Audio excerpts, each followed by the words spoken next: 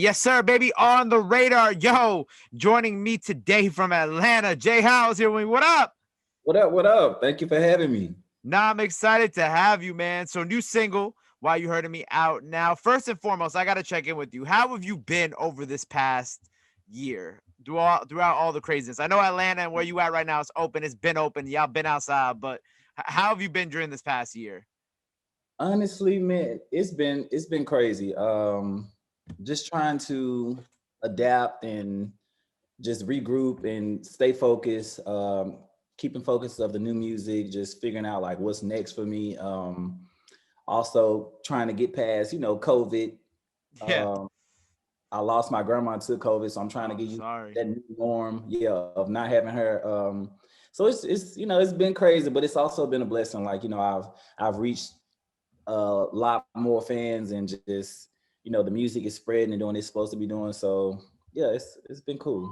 And when you put out Red Room in 2019, like you still had like a good amount of time for that project to sit with the people before we kind of really got locked down. But I know during the time of COVID, you took it upon yourself. You dropped the acoustic, you dropped the bonus track. You had like the My Everything live, which also came out. When it came to like putting out music during the quarantine, how did the quarantine really affect how you were like creating and how you were kind of like going about Oh man, your career? it was horrible because prior to quarantine, I had just met a few guys, a songwriter, producer, dope producer, and as well as my producer. Like we had all started like pretty much jamming out together, trying to create. I was like, I want y'all to help me with the new album. So everybody was just in a good space. We came up with like maybe three dope songs, and then COVID hit, and so everything like completely stopped. So like that was hard, like creatively, like because I knew we were on a a good path, and I wasn't able to go to sessions like that. Everybody wasn't comfortable getting out. Um, yeah, it was just like a big pause. Like I just felt stuck. So luckily, when I am in the process of making the albums, I like to just recording, just literally just keep recording. At least I want at least 40 songs, and then Mm. narrow all that down to about 10 or 9 or 11 or whatever the case may be. And I had so much more music from RedRoom that I did. I was just like, well, let me just put these out, just something to keep my fans engaged. Everybody had so much downtime to just kind of sit and be bored or be sad, whatever. And I was just like, let me just put some stuff out. And My Everything just came about. And I actually wrote that song in 2018. Oh And wow, some okay. yeah, like I had sung it at a showcase like in Memphis. It was in 2018, the same time I wrote it. And I was like, I want to just try this song out at the showcase. I sung it at the showcase. Years later, during the quarantine, somebody was like, yo, whatever happened to that song you sung at such and such? And it said something about take me up, take me down, something. And that's what made me like, I was like, cool, let me just go back and just, make a video for Instagram just for my fans and just sing. And yeah, like they was just like, please drop it. So that's what I did. Was like the Hard Days record also was that one that you had in the stash for a while? Was Hard Days also kind of like a product of what we were going through last year? Yeah, I was about to say Hard Days was made as well last year. Like it wasn't like something that was just in the stash. And I just decided like for my birthday I wanted to just drop something special. Ah, But you a Leo gang, right? yeah, August Yes, 19th. sir. August Yes, ninth. there is. August 9th over here. I love that. So with that record, Really as well. yes, August 9th. Your birthday's 10 days after mine. Yeah. But with that record, obviously that kind of being aside from the My Everything and the bonus tracks and the acoustic, that was kind of like your first record, kind of leading into I guess what you're also kind of doing now. Mhm. Um, what was like really like the inspiration for that? Like well, I know obviously you mentioned the loss of your grandma, and obviously we were going through a lot of things during COVID. Were all those kind of things like the amalgamation that kind of created that Hard Days joint? Oh no, so that was before the passing, so it had nothing to do Oh, with it. okay, okay, okay. I Uh, wasn't sure. yeah, and no, it was. I think that was just the record. Like it wasn't nothing really behind it. I had just got the beat, and I'm like, "This is dope." And I had this little melody, like "Mama said you gonna learn." I was like, "Yo, I really want to do something with this." Everybody's just like, "Okay." So that was just something just to do. Like I'm really big. Even with Why You Heard Me, like Mhm. I don't want people to think like, oh, that's like a lead to the album or it's a single or this, that, and the other. It's just I just want to have that connection with my fan base and just be able to say like, hey, this is from me to y'all. This is how I'm feeling right now. And I don't expect it to do numbers. I just, want to connect and let y'all know where I'm at. And so that's the same thing pretty much with Hard Days, how that was. Okay, so Why You Hurting Me is more like just a record that you wanted to like put out for the people, not as like a, hey, look, this is what we doing with the project, this is what we doing with Yeah, the no, EP. no. This is more just kind of like, it's not a throwaway joint, it's a joint, but you wanted to Yeah, put it out there for the people. yeah, it's just strictly for the people. Like, it's not a lead to anything. It's not like my new direction of where I'm going or none of that. It's just, that was just from me to my fans. And you're from Memphis, correct? Hmm. And so I've like on this show, I've spoken with a lot of Memphis rappers, right? And I've never ever, I think you might be the first singer from Memphis I had on this show. And I'm sure that your experiences growing up may be different from their experiences growing up. So for you, what was it like growing up in Memphis? Um, it was dope. Like, I had a dope family. That's all I can say. Like, I did, like, regardless of, how I grew up, or the area I grew up in, like, my mom never raised me to be a product of my environment. And, I love Memphis. Like, it's nothing, what's crazy for other people is not crazy for me. I understand both sides of anybody's struggle. Of course. And so, yeah, I just think Memphis is a dope place, very just full of soul. And I don't know, it's just no place like Memphis, in my opinion. What Seriously. what in your opinion is like, I don't know, what makes Memphis so great in your opinion? I'm not saying it's not great. I love Memphis and I love all the music coming out of Memphis right now. But what do you feel like really makes Memphis like different from other cities in I was gonna say in New York like an idiot, but in other cities out in the United States? I don't know. I don't know. It's just a certain type of energy I feel like that us Memphians give, and just Memphis, and then being raised in Memphis, it's just like, I don't know. I feel like we're taught a little different, and just, yeah, I don't know. I can't answer that, but I know, I just feel like it's special. Were you raised in a musical family? I wasn't. My grandma could sing. Okay. I have a cousin that sings, but yeah, like, it wasn't like, we didn't grow up in the church. Like, I started going to church on my own, but like, we weren't like, nobody was musically inclined like that. I sung around the house with my grandma here and there. Right. It was just something that I was just passionate about, and my family just kind of rooted me on until I really realized, okay, damn, I can sing, and I just kind of went from there. You know how your family always hype you up. I thought it was, them hyping me, but yeah.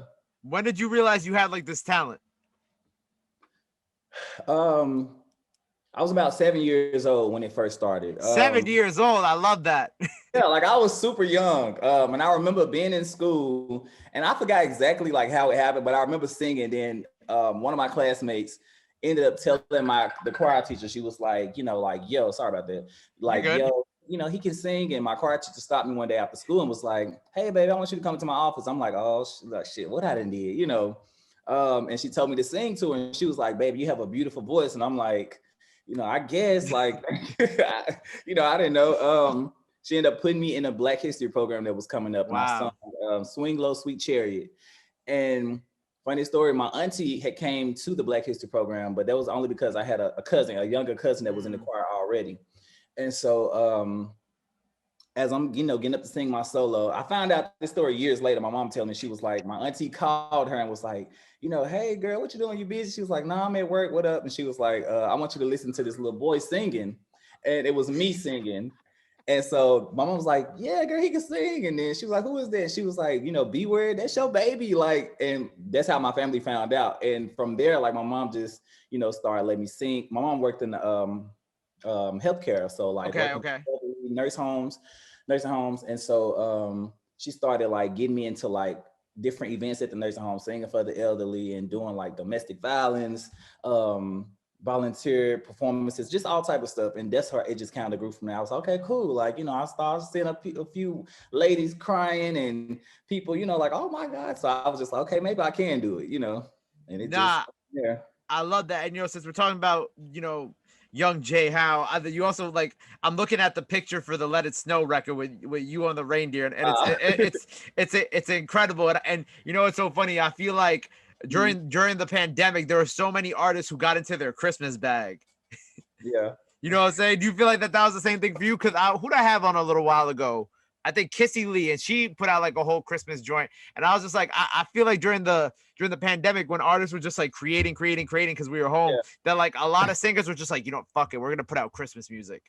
Yeah, I feel like at that point, like I tell people, like if you weren't creating, it's just like something's wrong. Like I feel like that was the perfect time just for everybody to self-reflect. Like at that point, I just want to just try whatever. I'm like, I just need to be doing something. Like just sitting in the house watching TV. It just It don't work for you.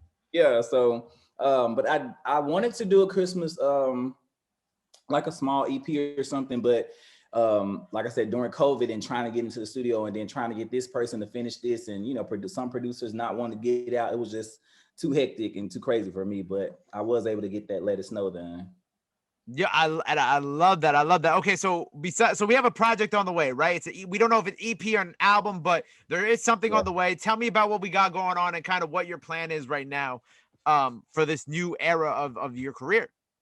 So I really like my next focus is really becoming who I see myself in my mind. You know what I'm saying? Like it's always that battle, like with artists and just my everyday person and trying to really tap into it. So that's my next focus. Like, I've started artist development, I'm trying to work on just more of tapping into myself on stage, like everything. And just, being comfortable with who I want to be. And with the next album or EP, I just want to show more of that, like just whatever it may be. Like I want to just be more expressive and musically just go wherever I want to go and just show different sides, because I feel like RedRoom was so dark and so R&B, and I don't want people to think like that's just all that I have to offer. But yeah, I just want it to be dope and just more in depth. I love that. So we could expect it around August, September-ish. Yeah, so I'm aiming. I want to do another August drop. I feel like that'll be dope. I don't know why. I dropped. Oh yeah, around your birthday, of course. That too. And then look, RedRoom. It was born August 27, 2019. So I just feel like it'd be dope to drop another album or EP around the same time. And then plus I'm a big fall man, so I feel like my music, flows better. Right into cuffing season and shit like that. Yeah. I also, what I've been asking a lot of people on this show, and I feel like this would be good to ask you too, since we spoke a lot about, the last year of our lives. What is something that you, I guess, learned about yourself this past year? Like, what is something, or like, what was your biggest takeaway from everything that we've been through over the course of the pandemic? I learned that I can be a huge procrastinator. I've learned, seriously, I've learned that I feel like I require a lot more from even the people, the company that I keep, the friends that I keep. You know what I'm saying? I'm learning that I require a lot more. Like, so now, like, needless to say, like, I'm a loner right now. Like, I'm just really trying to just dive more into myself and figure out exactly what I need and what I need to be giving myself. That way, people around me, it'll just be a standard at this point. Quarantine really like made me just, just want to be better, you know what I'm saying? And realizing time is short. So stop wasting it with the wrong situations, the wrong people. And I just really just want to focus and just really tap into who I'm supposed to be. And yeah. I love that. This is all, you know what? Like, I feel like this past year has taught us so much. And I love how you're coming out of it. You're getting ready for a new era of your career with a new project that the people can be on the lookout for sometime soon. Hopefully, maybe August, maybe September, maybe in the fall. Yeah, but hopefully soon. It's literally done. Like it's me. You know what I'm saying? I want it to be great, and I'm like, oh, this ain't it, and I'm missing this. So I'll know it when I feel it. Hopefully, I was the same way with RedRoom. Like I didn't want to put RedRoom out. I didn't think it was ready. So it's just me. But my manager told, I think I got like 3 or 4 more songs I can do. And then he just like, we just gonna pick songs. Like we nipped it in the bud because we already got like 35. I was looking at the playlist yesterday. I'm like, it's like 35 songs already.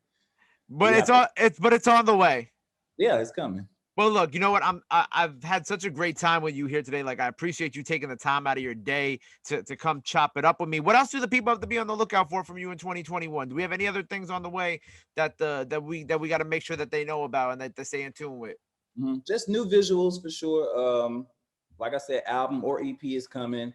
And I just really, like I said, I really want to haul into just more product and then being more creative, more you know, the smaller things, more pictures, and just tapping more into my fans and doing more things with my fans. We're also planning my own showcase that'll be back in my hometown in Memphis. Incredible. I'm aiming. It'll more than likely be in September, and so that'll be a big deal because it'll be like my first J.Howell show, like full on me, and yeah, just really that stuff. Well, look, again, I thank you so much for being here. Congratulations on all the success that you've achieved. I'm very much looking forward to the new project. Let the people know where they can follow you at. Anything else you want to plug in there for your fans? Now's the time to go ahead and do it. Follow me now on Instagram at J.Howell Music One. That's JHOWELL Music and the number one. You can find my music on all platforms. The name of my album is called RedRoom. My single, my everything, all the good stuff. You can find it on all platforms. Hey, well, there you have it, man. Make sure you go follow him. Go run up that new single out now. Why You Hurting Me video out now, too. And then until next time, J. Howell on the radar, baby. Boom. Thank you. Appreciate you.